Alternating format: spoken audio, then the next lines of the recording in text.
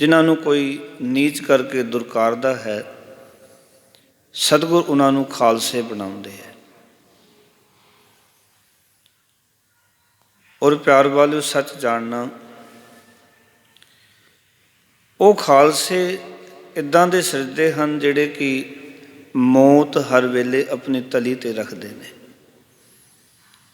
उन्होंने मौत का कोई खौफ नहीं, उन्होंने किसी किस्म का कोई डर नहीं, तो वह अनंदपुर साहब की नगरी विच गुरु साहब जी के नाल विचरते हैं।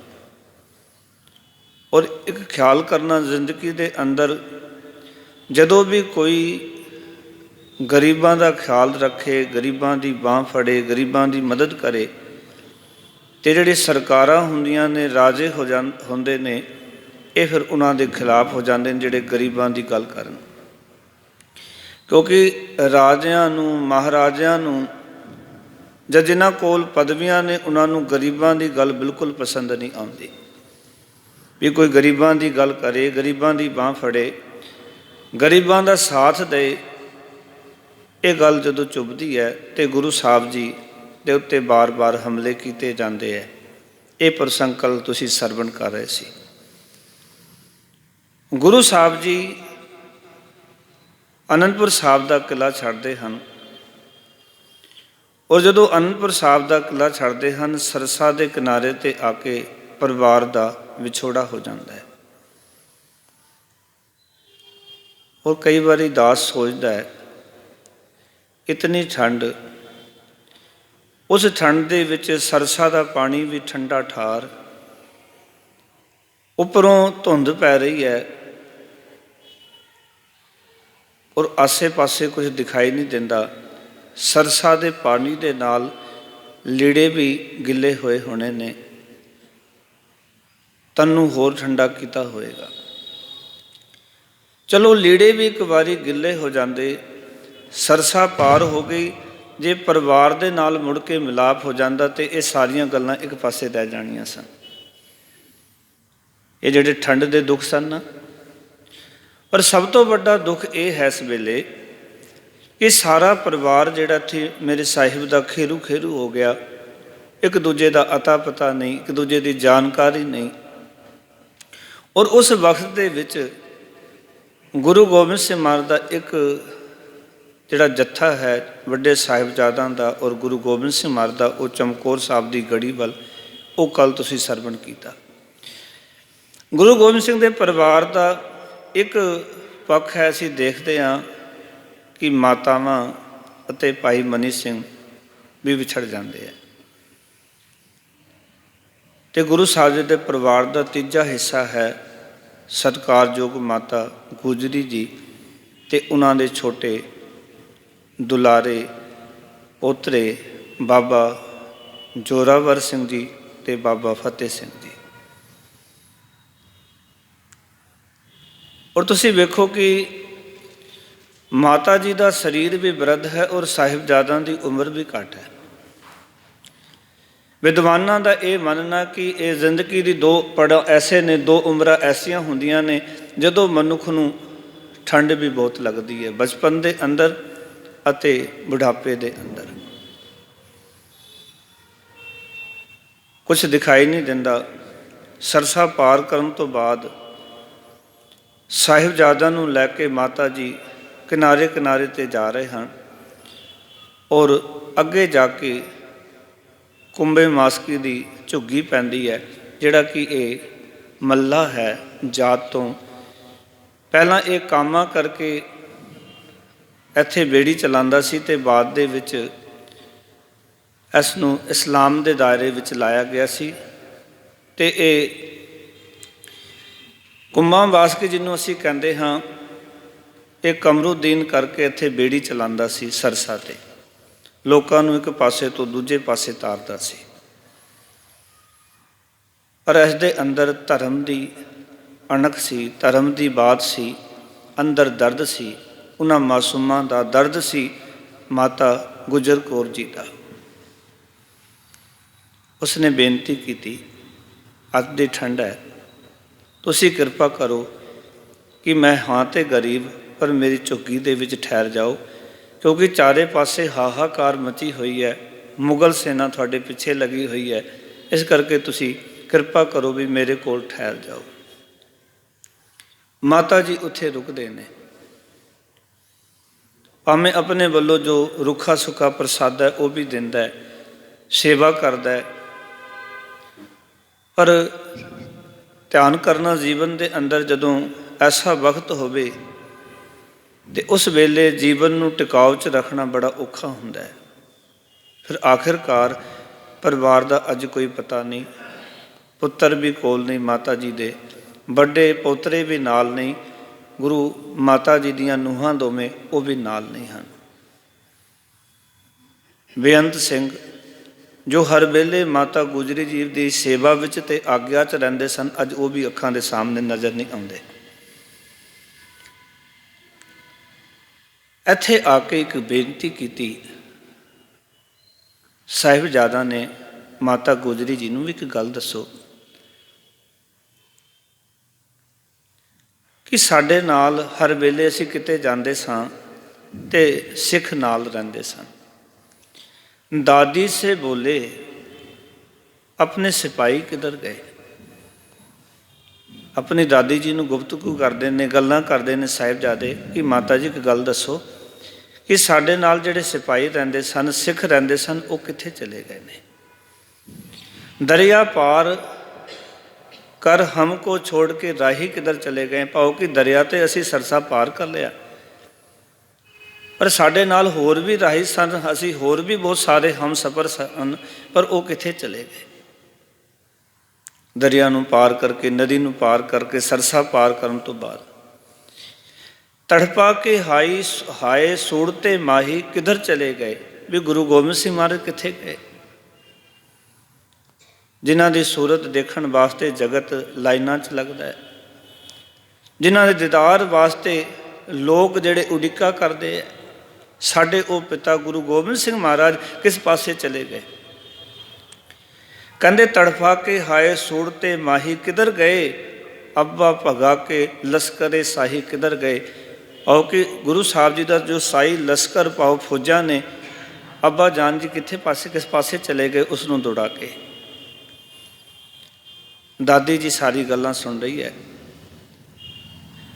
दादी अंदर दी इन्हां गल्लां नूं समझदी है, क्योंकि एक दिन आनंदपुर साहब दे विच बैठे सन गुरु गोबिंद सिंह महाराज माता जी दे नाल, ते माता जी नूं एक गल कह रहे सन कि माँ कहंदे की होया साडे कोल वक्त घट ते कम बड़ा है।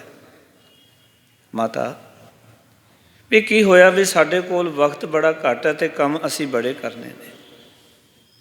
की होया कि साडे कोल वक्त घट ते कम बड़ा है, पी जाना है दोनों ने रल के जो दुनिया का गम बड़ा है। ये सारा संसार गम च दुखां च जींदा है, असी सारी दुनिया का गम अपने उत्ते लै लैना। हर संसार दे हर एक बंदे का गम, हर एक का दुख असी अपने उत्ते लै लैना।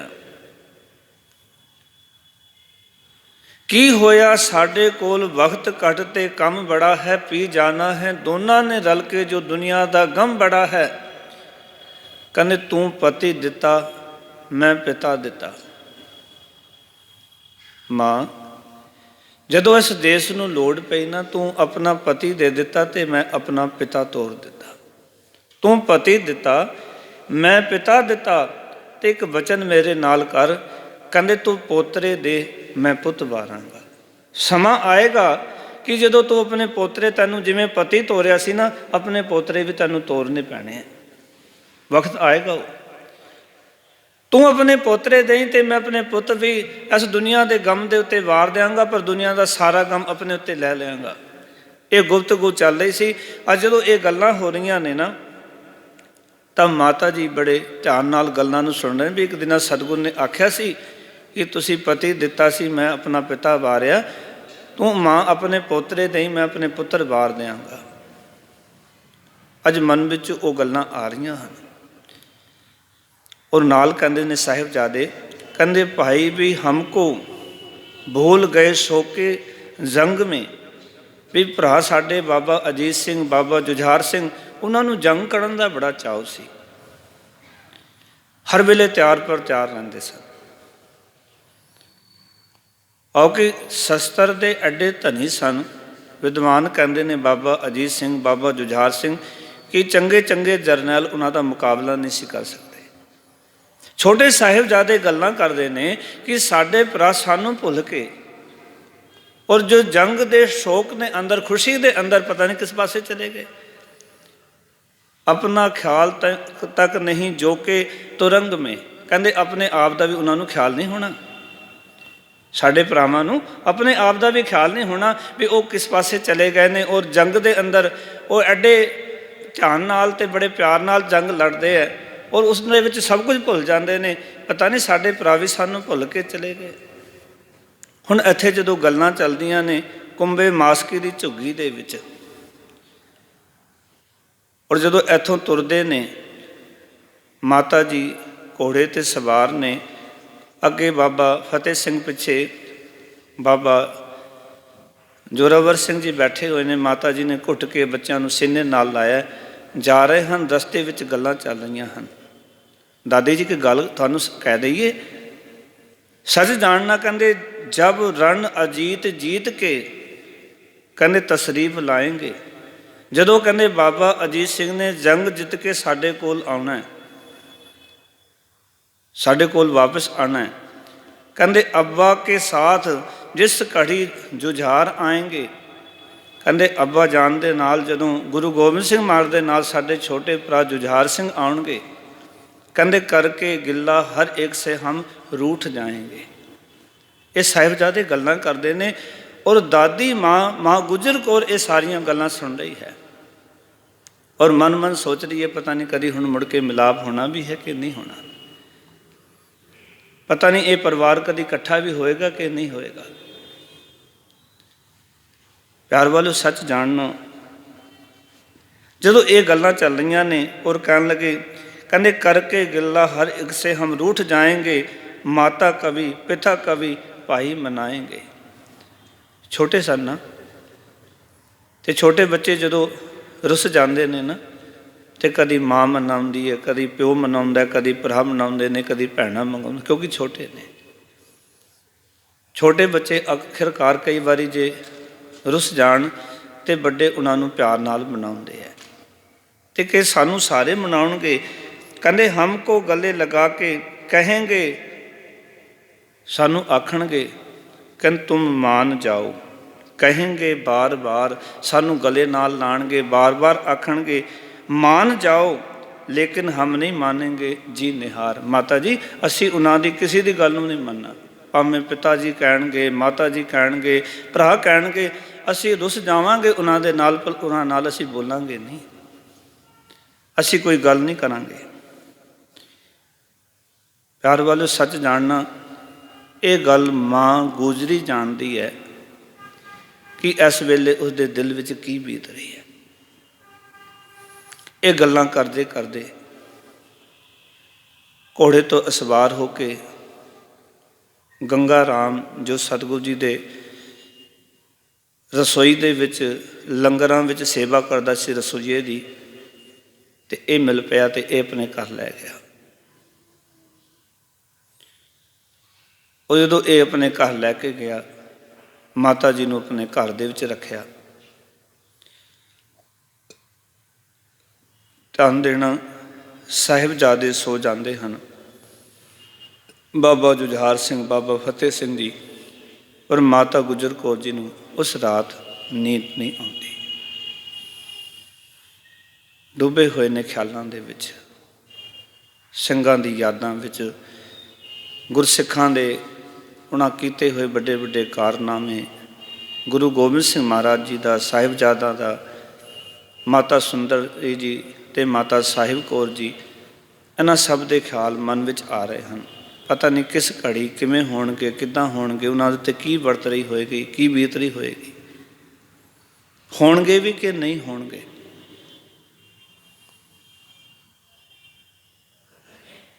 ਇਸ ਤਰ੍ਹਾਂ ਮਾਤਾ ਜੀ ਰਾਤ ਉਸੇ ਗੱਲਾਂ ਦੇ ਵਿੱਚ ਡੁੱਬੇ ਹੋਏ ਨੇ। ਔਰ ਪਿਆਰ ਵਾਲਿਓ, ਮਾਤਾ ਜੀ ਕੋਲ ਇੱਕ ਖੁਰਜੀ ਸੀ ਜਿਹਦੇ ਵਿੱਚ ਮੋਹਰਾਂ ਸਨ, ਤੇ ਉਹ ਜਿਹੜੀਆਂ ਮੋਹਰਾਂ ਸਨ, ਉਹ ਮਾਤਾ ਜੀ ਨੇ ਮੰਜੇ ਥੱਲੇ ਰੱਖ ਦਿੱਤੀਆਂ ਔਰ ਅਚਨਚੇਤ ਮਨ ਵਿਚਾਰ ਕਰਦੇ ਕਰਦੇ ਆਪ ਜੀ ਦੀ ਅੱਖ ਲੱਗ ਗਈ। ਗੰਗੂ ਪਹਿਲਾਂ ਹੀ ਵਿਚਾਰ ਕਰ ਰਿਹਾ ਸੀ ਕਿ ਕਦੋਂ ਮਾਤਾ ਜੀ ਸੌਣ ਤੇ ਮੈਂ ਇਹ ਮੋਹਰਾਂ ਚੁਰਾ ਲਵਾਂ।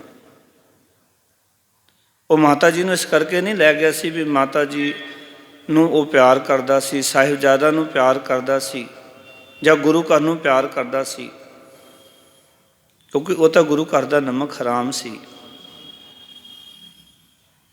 ਇੱਕ ਵਿਦਵਾਨ ਨੇ ਲਿਖਿਆ, ਕਹਿੰਦੇ ਗੰਗੂ ਨਮਕ ਹਰਾਮ ਨਿਕਲਾ, ਵੀ ਐਸਾ ਨਮਕ ਹਰਾਮ ਸੀ ਗੰਗੂ, ਐਡਾ ਪਾਪੀ ਸੀ। ਕਹਿੰਦੇ ਨੇ ਦੁਨੀਆ ਦੇ ਵਿੱਚ ਐਸਾ ਕੰਮ ਕੋਈ ਨਹੀਂ ਕਰ ਸਕਦਾ ਜੋ ਕੰਮ ਗੰਗੂ ਨੇ ਕੀਤਾ, ਔਰ 25 ਸਾਲ ਗੁਰੂ ਘਰ ਦੇ ਵਿੱਚ ਰਿਹਾ। ਇਤਨਾ ਵੱਡਾ ਸਮਾਂ, ਸਿੱਖੀ ਦੀ ਬਾਤ ਹੀ ਨਹੀਂ ਆਈ ਉਸਨੂੰ, ਕਦੀ ਸਿੱਖੀ ਨਾਲ ਕਦੀ ਪਿਆਰ ਹੀ ਪੈਦਾ ਨਹੀਂ ਹੋਇਆ ਉਸਦਾ, ਸਿੱਖੀ ਦੇ ਸਿਧਾਂਤਾਂ ਨੂੰ ਨਹੀਂ ਸਮਝਿਆ।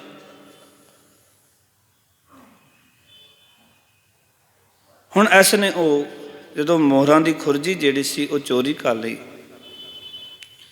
ਅਚਨਚੇਤ, ਕਿਉਂਕਿ ਮਾਤਾ ਜੀ ਇਤਨੀ ਗੂੜੀ ਨੀਂਦ ਦੇ ਵਿੱਚ ਤੇ ਹੈ ਨਹੀਂ ਸਨ, ਮਾਤਾ ਜੀ ਨੇ ਦੇਖ ਲਿਆ ਤੇ ਮਨ ਵਿੱਚ ਇੱਕ ਵਿਚਾਰ ਆਈ ਕਿ ਮੈਂ ਪੁੱਤਾਂ ਦੇ ਵਾਂਗ ਇਹਨੂੰ ਰੱਖਿਆ ਉੱਥੇ, ਤੇ ਇਹ ਮੇਰੇ ਨਾਲ ਇੱਦਾਂ ਥੋੜ੍ਹੀ ਕਰ ਸਕਦਾ। ਦਿਨ ਚੜ੍ਹਿਆ, ਦਿਨ ਚੜ੍ਹਨ ਤੋਂ ਮਾਤਾ ਜੀ ਨੇ ਗੱਲ ਕੀਤੀ ਕਿ ਗੰਗਾ ਰਾਮ, ਤੂੰ ਮੋਹਰਾਂ ਦੀ ਖੁਰਜੀ ਸਾਂਭ ਕੇ ਰੱਖ ਲਈ ਹੈ। ਬਸ ਉਸ ਵੇਲੇ ਹੀ ਇਹ ਅੱਗ ਬਬੂਲਾ ਹੋ ਜਾਂਦਾ ਹੈ ਔਰ ਸੱਚ ਜਾਣਨਾ ਪਿਆਰ ਵਾਲੇ, ਉਸ ਵੇਲੇ ਇਹ ਫਿਰ ਮਾਤਾ ਜੀ ਨੂੰ ਕਹਿੰਦਾ ਹੈ ਕਿ ਮੈਂ ਆਪਣੇ ਘਰ ਦੇ ਵਿੱਚ ਤੁਹਾਨੂੰ ਪਨਾਹ ਦਿੱਤੀ, ਤੁਸੀਂ ਸਰਕਾਰ ਦੇ ਨਜ਼ਰ ਦੇ ਵਿੱਚ ਗੁਨਾਹਗਾਰ ਹੋ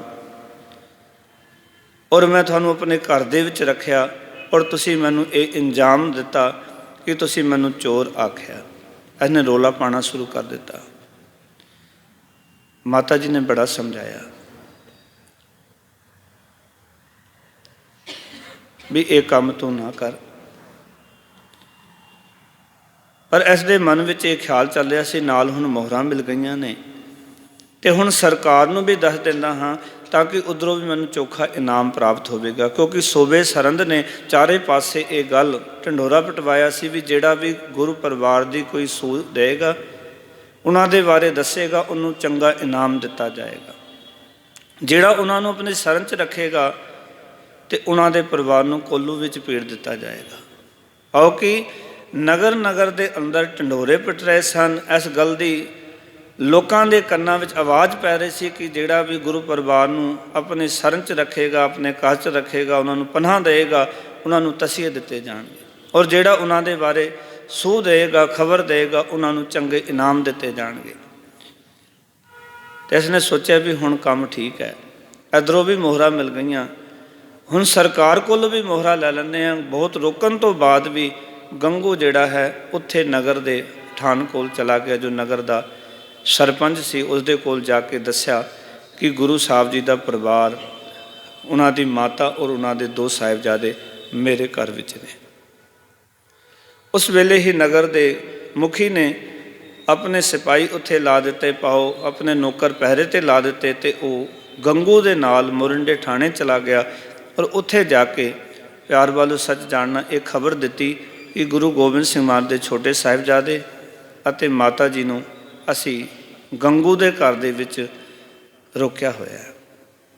ਇੱਧਰੋਂ ਜਾਨੀ ਖਾਂ ਤੇ ਮਾਨੀ ਖਾਂ ਇਹ ਦੋਵੇਂ ਜਾਂਦੇ ਹਨ ਗੰਗੂ ਦੇ ਘਰ ਔਰ ਜਦੋਂ ਪੁਲਿਸ ਜਾਂਦੀ ਹੈ ਤੇ ਉਸ ਵੇਲੇ ਮਾਤਾ ਜੀ ਨੇ ਇੱਕ ਗੱਲ ਆਖੀ, ਗੰਗੂ ਇਹ ਕੀ ਤੂੰ ਪਾਪ ਕਮਾਇਆ ਹੈ? ਇੱਕ ਤਾਂ ਸਾਡੀਆਂ ਮੋਹਰਾਂ ਚੋਰੀ ਕਰ ਲਈਆਂ ਤੂੰ, ਤੇ ਨਾਲ ਤੂੰ ਜਾਨੀ ਖਾਂ ਤੇ ਮਾਨੀ ਖਾਂ ਨੂੰ ਲੈ ਕੇ ਆ ਗਿਆ। ਇਹ ਗੱਲ ਜਾਨੀ ਖਾਂ ਤੇ ਮਾਨੀ ਖਾਂ ਨੇ ਵੀ ਸੁਣੀ ਵੀ ਗੰਗੂ ਨੇ ਚੋਰੀ ਕੀਤੀ ਹੈ, ਇਹਨਾਂ ਦਾ ਕੋਈ ਸਮਾਨ ਚੁਰਾਇਆ ਹੈ, ਮੋਹਰਾਂ ਚੁਰਾਈਆਂ ਨੇ ਸੋਨੇ ਦੀਆਂ। ਇਹ ਉਹਨਾਂ ਨੂੰ ਵੀ ਗੱਲ ਪਤਾ ਚੱਲ ਜਾਂਦੀ ਹੈ, ਪਰ ਉਹਨਾਂ ਨੂੰ ਤਾਂ ਆਪਣੇ ਇਨਾਮ ਦੀ ਲੱਗੀ ਹੋਈ ਹੈ ਨਾ। ਇਤਿਹਾਸਕਾਰ ਇੱਥੇ ਤੱਕ ਲਿਖਦੇ ਹਨ ਕਿ ਸਾਹਿਬਜ਼ਾਦਾ ਨੂੰ ਬੋਰਿਆਂ ਦੇ ਵਿੱਚ ਪਾ ਕੇ, ਜਿਵੇਂ ਕਿ ਕਿਸੇ ਚੀਜ਼ ਦੀ ਪੰਡ ਬੰਨੀ ਦੀ ਹੈ ਨਾ, ਉਸ ਤਰ੍ਹਾਂ ਸਾਹਿਬਜ਼ਾਦਾ ਨੂੰ ਵਿੱਚ ਪਾ ਕੇ ਉੱਪਰੋਂ ਬੰਨ੍ਹ ਕੇ और उन्होंने अपने उस वेले क्योंकि आम गड्ढे होंदे सन, गड्ढे के उत्ते लै गए थाने दे विच मुस्का बन के उत्थे रात नूं रखिया। बड़ी डरावनी हवेली उत्थे इन्हां नूं रखिया गया। प्यार वाले सच जानना, इन्हां नूं तसीए भी दिते गए, भुखे पाने रखा गया, डर भी दिते गए। अगे भी कई दिन तो अन्न नहीं खादा, रज के भोजन नहीं छकिया, और भुख भी कित्थे लगती है जदों कि ऐसा वक्त होवे। एक विद्वान कहता है, वक्त वक्ती में कब कोई किसी का साथ देता है। कहते बुरा वक्त आ जाए ना, कोई किसी का कहते दुनिया साथ नहीं देता। वध वक्ती में कब कोई किसी का साथ देता है। कहते साया भी छोड़ जाता है इंसान से, पाओ इंसान को उहदा साया उहदा परछावां भी वो भी साथ छड़ जाता है जो बुरा वक्त आ जाता है, औखा वक्त आ जाता है।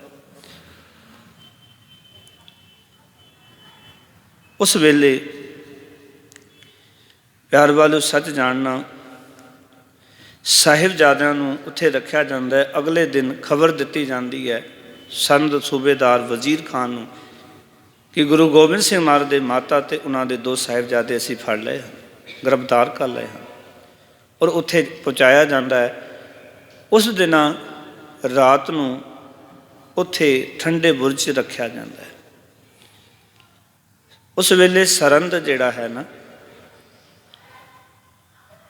वो 3जे नंबर का शहर सी।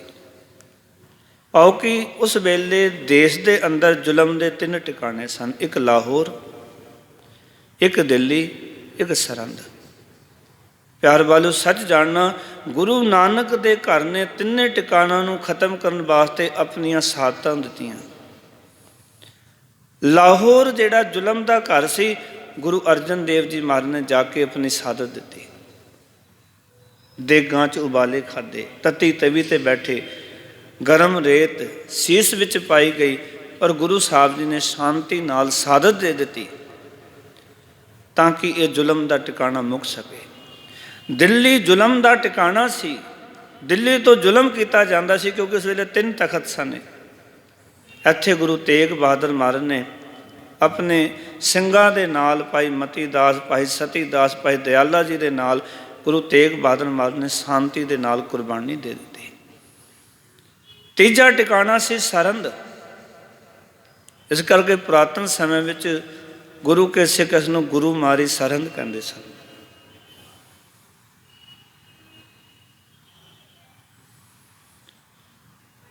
प्यार वालों सच जानना, इत्थे साहिबजादियां नूं रखिया गया। इस सरंद के अंदर 10 बुरज सन।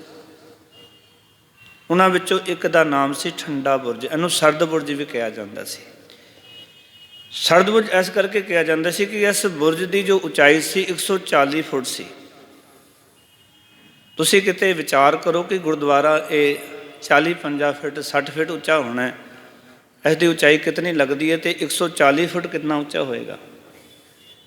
एक मन दे विच ख्याल लैके आओ। फिर नाल एक नाला वगदा सी जिहदे विच हर वेले पानी चलदा रहिंदा सी।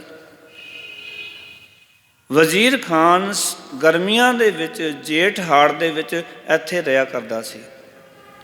एसी नालों भी ठंडा ये बुरज हुंदा सी जेठ हाड़ दे अंदर। जिवें अज असीं एसियां लाने ना, जेठ हाड़ विच इतना ठंडा रहिंदा सी, ते अज दे टाइम दे विच कितना ठंडा होएगा। इस करके तसीए दिते गए कि उस ठंडे बुरज विच एक रात भी नहीं कट सकते। इस करके उत्थे रखा गया भी एक रात भी ये रह नहीं सकते उत्थे। पर देखो नाम बाणी का निग भी कमाल का हुंदा है। जिन्हां दे कोल नाम का अभ्यास है, परमात्मा की रजा है, अकाल पुरख वाहिगुरू जी का भाना है।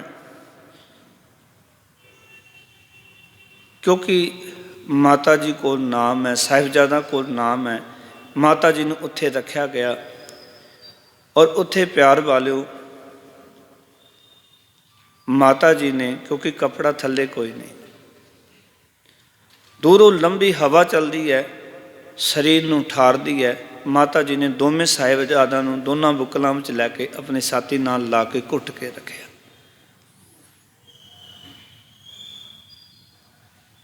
और तुसी वेखो ਭੋਜਨ ਵੀ ਕੋਈ ਨਹੀਂ ਦਿੱਤਾ ਗਿਆ। ਭੁੱਖੇ ਭਾਣੇ ਨੇ। ਭਾਵੇਂ ਇਤਿਹਾਸਕਾਰਾਂ ਨੂੰ ਮੈਂ ਕੁਛ ਨੂੰ ਪੜ੍ਹਿਆ, ਸੋਹਣ ਸਿੰਘ ਸੀਤਲ ਜ਼ਿਕਰ ਕਰਦੇ ਨੇ ਕਿ ਉਸ ਵੇਲੇ ਮਾਤਾ ਜੀ ਨੂੰ ਪੁੱਛਿਆ ਗਿਆ, ਜਿਹੜੇ ਪਹਿਰੇ ਤੇ ਖਲੋਤੇ ਹੋਏ ਸਿਪਾਹੀ ਨੇ, ਕਿ ਤੁਹਾਨੂੰ ਪ੍ਰਸਾਦ ਲੈ ਕੇ ਆਈਏ। ਜਿਹੜਾ ਮੋਤੀ ਰਾਮ ਮਹਿਰਾ, ਕਿਉਂਕਿ ਇਹ ਰਸੋਈਆ ਸੀ, ਵਜ਼ੀਰ ਖਾਨ ਦੇ ਦਰਬਾਰ ਵਿੱਚ 2 ਰਸੋਈਏ ਸਨ, ਇੱਕ ਗੰਗੂ ਦਾ ਭਰਾ ਪੰਮਾ ਅਤੇ ਦੂਜਾ ਰਸੋਈਆ ਸੀ ਜੋ ਮੋਤੀ ਰਾਮ ਮਹਿਰਾ ਸੀ। ਇਸ ਦੀ ਡਿਊਟੀ ਲੱਗੀ ਸੀ। ਇਹ ਪਹਿਲਾਂ ਆਇਆ, ਜੋ ਇਤਿਹਾਸਕਾਰਾਂ ਨੇ ਜ਼ਿਕਰ ਕੀਤਾ। ਇਸ ਨੇ ਪੁੱਛਿਆ, ਮਾਤਾ ਜੀ ਨੇ ਆਖ ਦਿੱਤਾ ਵੀ ਮੈਂ ਵਜ਼ੀਰ ਖਾਨ ਦੇ ਲੰਗਰ ਨੂੰ ਨਹੀਂ ਛਕਣਾ। ਕਿਉਂਕਿ ਇਹ ਤੇ ਗਰੀਬਾਂ ਦਾ ਲਹੂ ਹੈ। ਕਦੀ ਗੁਰੂ ਨਾਨਕ ਪਾਤਸ਼ਾਹ ਨੇ ਮਲਕ ਭਾਗੋ ਦੇ ਲੰਗਰ ਨੂੰ ਠੁਕਰਾਇਆ ਸੀ, ਅੱਜ ਮਾਤਾ ਗੁਜਰ ਕੌਰ ਜੀ ਨੇ ਵਜ਼ੀਰ ਖਾਨ ਦੇ ਲੰਗਰ ਨੂੰ ਇੱਥੇ ਠੁਕਰਾ ਦਿੱਤਾ ਹੈ ਵੀ ਇਹ ਪਾਪਾਂ ਨਾਲ ਭਰਿਆ ਹੋਇਆ ਹੈ। ਲੋਕਾਂ ਦਾ ਹੱਕ ਮਾਰ ਕੇ ਇਸ ਨੇ ਪੈਸੇ ਇਕੱਠੇ ਕੀਤੇ ਹੋਏ ਨੇ, ਗਰੀਬਾਂ ਦਾ ਇਹ ਖੂਨ ਇਕੱਠਾ ਕੀਤਾ ਹੋਇਆ ਹੈ। ਇਸ ਕਰਕੇ ਆਖਿਆ ਵੀ ਇਹ ਲੰਗਰ ਮੈਂ ਨਹੀਂ ਛਕ ਸਕਦੀ, ਨਾ ਮੇਰੇ ਇਹ ਪੋਤਰੇ ਛਕ ਸਕਦੇ, ਭੁੱਖੇ ਰਹਿ ਸਕਦੇ ਹਾਂ, ਪਰ ਇਹ ਲੰਗਰ ਪ੍ਰਵਾਨ ਨਹੀਂ ਹੈ। ਪਿਆਰ ਵਾਲਿਓ, ਸ਼ਾਮ ਨੂੰ ਜਦੋਂ ਡਿਊਟੀ ਖਤਮ ਹੋਈ, ਮੋਤੀ ਰਾਮ ਮਹਿਰਾ ਦੀ ਇਹ ਘਰ ਦੇ ਵਿੱਚ ਗਿਆ ਅਤੇ ਘਰ ਦੇ ਵਿੱਚ ਜਾ ਕੇ ਆਪਣੀ ਪਤਨੀ ਭੋਈ ਨਾਲ, ਆਪਣੀ ਮਾਤਾ ਲੱਧੋ ਨਾਲ ਗੱਲ ਕੀਤੀ ਕਿ ਮਾਂ, ਵੀ ਗੁਰੂ ਸਾਹਿਬ ਜੀ ਦੇ ਮਾਤਾ ਜੀ ਅਤੇ ਸਾਹਿਬਜ਼ਾਦੇ ਪੋਤਰੇ ਜਿਹੜੇ ਨੇ, ਉਹ ਅੱਜ ਠੰਡੇ ਬੁਰਜ ਉਹਨਾਂ ਨੂੰ ਰੱਖਿਆ ਗਿਆ ਅਤੇ ਉਹਨਾਂ ਨੂੰ ਮੈਂ ਰੋਟੀ ਨੂੰ ਪੁੱਛਿਆ ਸੀ, ਪਰ ਉਹਨਾਂ ਨੇ ਸਰਕਾਰ ਦੀ ਰੋਟੀ ਖਾਣ ਤੋਂ ਮਨਾ ਕਰ ਦਿੱਤਾ ਹੈ, ਪਰ ਮੇਰੇ ਕੋਲੋਂ ਦੇਖਿਆ ਨਹੀਂ ਜਾਂਦਾ। ਛੋਟੇ ਛੋਟੇ ਮਾਸੂਮ ਨੇ, ਬ੍ਰਿਧ ਮਾਤਾ ਜੀ ਨੇ। ਪਿਆਰ ਵਾਲੋ, ਸੱਚ ਜਾਣਨਾ, ਸਾਰੀ ਗੱਲਾਂ ਬਾਤਾਂ ਹੋਈਆਂ ਵੀ ਤੁਸੀਂ ਪ੍ਰਸਾਦਾ ਤਿਆਰ ਕਰੋ, ਅਤੇ ਜੋ ਕਹਿੰਦੇ ਨੇ ਉਸ ਵੇਲੇ ਦੁੱਧ ਜਿਹੜਾ ਸੀ ਉਹ ਤਿਆਰ ਕੀਤਾ ਮੋਤੀ ਰਾਮ ਮਹਿਰਾ ਨੇ। ਅਤੇ ਹੁਣ ਗੱਲ ਚੱਲ ਪਈ ਵੀ ਗੱਲ ਇੱਦਾਂ ਹੈ ਵੀ ਸਿਪਾਹੀਆਂ ਨੇ ਇੱਦਾਂ ਉੱਥੇ ਜਾਣ ਨਹੀਂ ਦੇਣਾ, ਉਹਨਾਂ ਨੂੰ ਰਿਸ਼ਵਤ ਦੇਣੀ ਪੈਣੀ ਹੈ। ਦੂਜੇ ਪਾਸੇ ਇਹ ਵੀ ਸਾਰੀਆਂ ਗੱਲਾਂ ਹੋਈਆਂ ਵੀ ਜੇ ਕਿਤੇ ਵਜ਼ੀਰ ਖਾਨ ਨੂੰ ਪਤਾ ਚੱਲ ਗਿਆ ਤਾਂ ਉਸਨੇ ਲੋਕਾਂ ਨੂੰ ਆਖਿਆ, ਜਿਹੜਾ ਵੀ ਕੋਈ ਮਦਦ ਕਰੇਗਾ, ਇਹਨਾਂ ਨੂੰ ਪਨਾਹ ਦੇਗਾ, ਇਹਨਾਂ ਦੀ ਕੋਈ ਸੇਵਾ ਕਰੇਗਾ, ਉਹਨਾਂ ਨੂੰ ਕੋਲੂ ਵਿੱਚ ਪੀੜ ਦਿੱਤਾ ਜਾਏਗਾ। ਇਹ ਪਿਆਰ ਵਾਲੇ ਉਹ ਪਰਿਵਾਰ ਹੈ ਮੋਤੀ ਰਾਮ ਮਹਿਰੇ ਦਾ, ਜਿਨ੍ਹਾਂ ਦਾ ਪਿਤਾ ਅਨੰਦਪੁਰ ਸਾਹਿਬ ਕੁਝ ਸਮਾਂ ਪਹਿਲਾਂ, ਜਦੋਂ ਅਨੰਦਪੁਰ ਸਾਹਿਬ ਨੂੰ ਘੇਰਾ ਪਿਆ, ਉਸ ਸਮਾਂ ਪੂਰਾ ਗੱਡਾ ਲੱਦ ਕੇ ਅਨਾਜ ਦਾ ਲੈ ਕੇ ਗਏ ਸਨ ਮੋਤੀ ਰਾਮ ਮਹਿਰਾ ਜੀ ਦੇ ਪਿਤਾ, ਬੀਬੀ ਲੱਧੋ ਦੇ ਪਤੀ। ਔਰ ਉੱਥੇ ਜਾ ਕੇ ਜਦੋਂ ਅਨਾਜ ਭੇਟਾ ਕੀਤਾ, ਆਪਣਾ ਸੀਸ ਵੀ ਭੇਟਾ ਕਰਕੇ ਗੁਰੂ ਕੋਲੋਂ ਅੰਮ੍ਰਿਤ ਛਕ ਕੇ ਉੱਥੇ ਹੀ ਰਹਿ ਗਏ ਸਨ। ਇਹ ਉੱਥੇ ਜਦੋਂ ਹੋਈ ਜੰਗ ਹੈ, ਉਸ ਵਿੱਚ ਇਹਨਾਂ ਦੇ ਪਿਤਾ ਸ਼ਹੀਦ ਹੋਏ ਉੱਥੇ, ਮੋਤੀ ਰਾਮ ਮਹਿਰਾ ਜੀ ਦੇ। ਹੁਣ ਜਦੋਂ ਉਸਨੇ ਕਿਹਾ ਵੀ ਆਪਣੇ ਕੋਲ ਪੈਸੇ ਹੈਗੇ ਹੈ, ਅਤੇ ਜੋ ਮਾਂ ਲੱਧੋ ਨੇ ਕਿਹਾ, ਬੇਟਾ ਵੀ ਉਹ ਤਾਂ ਤੇਰਾ ਪਿਤਾ ਰਸਦ ਲੈ ਕੇ ਅਨੰਦਪੁਰ ਸਾਹਿਬ ਚਲੇ ਗਏ ਸਨ, ਉਹ ਪੈਸੇ ਤਾਂ ਸਾਰੇ ਉਹਨਾਂ ਨੇ ਅਨਾਜ ਵਿੱਚ ਲਾ ਦਿੱਤੇ ਨੇ, ਰਸਦ ਅਨੰਦਪੁਰ ਸਾਹਿਬ ਪਹੁੰਚਾਈ ਸੀ, ਉਹ ਪੈਸੇ ਨਹੀਂ ਹਨ। ਇਹਦੇ ਗੱਲਾਂ ਹੀ ਚੱਲ ਰਹੀਆਂ ਨੇ। ਬੀਬੀ ਭੋਈ ਜੋ ਮੋਤੀ ਰਾਮ ਮਹਿਰਾ ਦੀ ਘਰਵਾਲੀ ਹੈ, ਉਸਨੇ ਕਿਹਾ ਵੀ ਮੇਰੇ ਕੋਲ ਸੋਨੇ ਦੀ ਚੈਨੀ ਹੈ, ਅਤੇ ਇਹ ਲੈ ਜਾਓ ਅਤੇ ਇਹ ਸਿਪਾਹੀਆਂ ਨੂੰ ਦੇ ਦੇਣਾ, ਅਤੇ ਤੁਸੀਂ ਦੁੱਧ ਪਿਲਾ ਦੇਣਾ। ਉਸ ਸਿਦਕ ਤੋਂ ਕੁਰਬਾਨ ਜਾਈਏ, ਬਲਿਹਾਰ ਜਾਈਏ ਉਸ ਸੋਚ ਤੋਂ। ਐਡਾ ਪਿਆਰ ਹੈ ਗੁਰੂ ਦੇ ਨਾਲ, ਐਡਾ ਸਿਦਕ ਹੈ ਗੁਰੂ ਦੇ ਪ੍ਰਤੀ। ਉਸਨੇ ਆਪਣੇ, ਦੇਖੋ ਕਦੇ ਧਿਆਨ ਦੇਣਾ, ਮੇਰੀ ਮਾਤਾਵਾਂ ਭੈਣਾਂ ਬੈਠੀਆਂ, ਬੱਚੀਆਂ ਬੈਠੀਆਂ, ਇਸਤਰੀ ਨੂੰ ਆਪਣੇ ਕੱਪੜਿਆਂ ਨਾਲ, ਆਪਣੇ ਗਹਿਣਿਆਂ ਨਾਲ ਬੜਾ ਸਨੇਹ ਅਤੇ ਪ੍ਰੇਮ ਹੈ। ਕਈ ਵਾਰੀ ਘਰ ਦੇ ਨੇ ਵੀ ਕੋਈ ਸਮਾਨ ਖਰੀਦਣਾ ਹੋਵੇ ਨਾ, ਜ਼ਮੀਨ ਜਾਇਦਾਦ ਕੁਛ ਲੈਣੀ ਹੋਵੇ, ਉਹ ਹੋਰ ਚੀਜ਼ਾਂ ਦੇ ਸਕਦੀ ਹੈ, ਪਰ ਉਹ ਗਹਿਣੇ ਨਹੀਂ ਦਿੰਦੀ ਛੇਤੀ ਕਰਕੇ, ਕਿਉਂਕਿ ਉਹਨੂੰ ਉਹਦੇ ਨਾਲ ਪਿਆਰ ਹੈ। ਉਹ ਕਹਿੰਦੀ ਕਿਸੇ ਹੋਰ ਕੰਮ ਦੇ ਨਾਲ ਹੋਰ ਚੀਜ਼ ਵੇਚ ਦਿੰਦੇ, ਉਹਦੇ ਨਾਲ ਸਾਰ ਲਓ ਆਪਣਾ ਕੰਮ, ਵੀ ਗਹਿਣੇ ਤਾਂ ਆਪਣੇ ਬੱਚਿਆਂ ਦੇ ਕੰਮ ਆਉਣਗੇ, ਅੱਗੇ ਕਿਤੇ ਕੋਈ ਹੋਰ ਕਿਸੇ ਕੰਮ ਆਉਣਗੇ। ਪਿਆਰ ਵਾਲੇ ਸੱਚ ਜਾਣਨਾ, ਪਰ ਉਸ ਦਿਨਾਂ ਬੀਬੀ ਭੋਈ ਨੇ ਆਪਣੇ ਗਹਿਣੇ ਉਤਾਰ ਕੇ ਦੇ ਦਿੱਤੇ ਕਿ ਸਿਪਾਹੀ ਨਾ ਜਾਣ ਦੇਣ, ਅਤੇ ਉਹਨਾਂ ਨੂੰ ਇਹ ਗਹਿਣੇ ਦੇ ਕੇ ਤੁਸੀਂ ਦੁੱਧ ਦੀ ਸੇਵਾ ਕਰਨੀ ਹੈ। ਇਸ ਤਰ੍ਹਾਂ ਜਾ ਕੇ ਮੋਤੀ ਰਾਮ ਮਹਿਰਾ ਗਿਆ। ਸਿਪਾਹੀਆਂ ਨੇ ਕਿਹਾ ਕਿ ਅੱਧੀ ਰਾਤ ਕਿੱਥੇ? ਤੈਨੂੰ ਪਤਾ ਹੈ ਕਿ ਸੂਬੇ ਸਰਨ ਦਾ ਇਹ ਹੁਕਮ ਹੈ, ਜਿਹੜਾ ਵੀ ਗੁਰੂ ਪਰਿਵਾਰ ਦੀ ਕੋਈ ਸੇਵਾ ਕਰੇਗਾ, ਇਹਨਾਂ ਬਾਗੀਆਂ ਦੀ ਕੋਈ ਸੇਵਾ ਕਰੇਗਾ, ਉਸਦੇ ਸਾਰੇ ਪਰਿਵਾਰ ਨੂੰ ਕੋਲੂ ਵਿੱਚ ਪੀੜ ਦਿੱਤਾ ਜਾਏਗਾ। ਪਿਆਰ ਵੱਲ ਸੱਚ ਜਾਣਨਾ। ਉਸ ਵੇਲੇ ਉਹਨਾਂ ਨੇ ਕਿਹਾ ਕਿ ਚੁੱਪ ਕਰੋ, ਔਰ ਜੋ ਉਹ ਗਹਿਣੇ ਲੈ ਕੇ ਗਿਆ ਸੀ ਉਹਨਾਂ ਨੂੰ ਆਖਿਆ ਇਹ ਲਓ ਗਹਿਣੇ, ਔਰ ਮੈਨੂੰ ਇਹ ਦੁੱਧ ਪਿਲਾਉਣ ਦੀ ਸੇਵਾ ਕਰ ਲੈਣ ਦਿਓ। ਮੇਰੇ ਮਨ ਵਿੱਚ ਇਹ ਭਾਵ ਹੈ, ਭਾਵਨਾ ਹੈ ਕਿ ਮੈਂ ਇਹ ਸੇਵਾ ਕਰ ਲਵਾਂ। ਉਹਨਾਂ ਨੇ ਗਹਿਣੇ ਲੈ ਲਏ। ਸੋਹਣ ਸਿੰਘ ਸੀਤਲ ਤਾਂ ਇਹ ਲਿਖਦੇ ਨੇ ਕਿ ਜਦੋਂ ਉਹ ਗਹਿਣੇ ਲੈ ਲਏ ਉਹਨਾਂ ਨੇ ਕਿਹਾ ਵੀ ਪੌੜੀਆਂ ਦੇ ਰਾਹੀਂ ਨਾ ਜਾਈਂ, ਕਿਉਂਕਿ ਬਾਕੀ ਖੜਾਕ ਹੋਵੇਗਾ, ਪਤਾ ਚੱਲ ਜਾਵੇਗਾ। ਤੂੰ ਇੱਕ ਕੰਮ ਕਰ ਕਿ ਦੁੱਧ ਜਿਹੜਾ ਉਹ ਪਿੱਪਲ ਸੀ ਪਿੱਛੇ ਠੰਡੇ ਬੁਰਜ ਦੇ, ਕਹਿੰਦੇ ਪਿੱਪਲ ਦੇ ਉੱਤੇ ਚੜ੍ਹ ਜਾ, ਉਸ ਪਾਸੇ ਹੋ ਕੇ ਜਾ ਕੇ ਇਹ ਦੁੱਧ ਦੇ ਕੇ ਆਈ। ਉੱਪਰ ਜਾ ਕੇ ਪੌੜੀਆਂ 'ਤੇ ਚੜ੍ਹ ਜਾਈ। ਇਸ ਤਰ੍ਹਾਂ ਵੀ ਸੋਹਣ ਸਿੰਘ ਸੀਤਲ ਨੇ ਜ਼ਿਕਰ ਕੀਤਾ ਹੈ। ਖੈਰ ਉਸਨੇ ਯਤਨ ਕੀਤਾ ਔਰ ਲੁਕਦੇ ਲੁਕਦੇ ਜਾ ਕੇ ਮਾਤਾ ਜੀ ਨੂੰ ਦੁੱਧ ਪਿਲਾਇਆ, ਸਾਹਿਬਜ਼ਾਦਾ ਨੂੰ ਦੁੱਧ ਪਿਲਾਇਆ, ਸੇਵਾ ਕੀਤੀ। ਮਾਤਾ ਜੀ ਨੇ ਅਸੀਸਾਂ ਦਿੱਤੀਆਂ, ਕਿਉਂਕਿ ਕਈ ਵਕਤ ਹੋ ਗਏ ਨੇ ਭੁੱਖੇ ਭਾਣੇ। ਔਰ ਤੁਸੀਂ ਵੇਖੋ ਕਿ ਖੁਰਾਕ ਐਸੀ ਚੀਜ਼ ਹੈ, ਜਦੋਂ ਕਿਸੇ ਭੁੱਖੇ ਦੇ ਮੁਖ ਵਿੱਚ ਬੁਰਕੀ ਪੈਂਦੀ ਹੈ ਨਾ, ਤੇ ਅੰਦਰੋਂ ਆਪਣੇ ਆਪ ਅਸੀਸਾਂ ਨਿਕਲਦੀਆਂ। ਬੜੀਆਂ ਅਸੀਸਾਂ ਦਿੱਤੀਆਂ ਮਾਤਾ ਜੀ ਨੇ, ਤੇ ਨਾਲ ਆਖਿਆ ਵੀ ਤੂੰ ਇਹ ਜੋਖਿਮ ਦੇ ਵਿੱਚ ਕਿਉਂ ਪਿਆ? ਤੈਨੂੰ ਪਤਾ ਹੈ ਵੀ ਜਿਸ ਨੇ ਸਾਡੀ ਸੇਵਾ ਕਰਨੀ ਉਸਦੇ ਪਰਿਵਾਰ ਨੂੰ ਕੋਲੂ ਵਿੱਚ ਪੇੜ ਦੇਣਾ ਹੈ। ਆਖਣ ਲੱਗੇ ਮਾਤਾ ਜੀ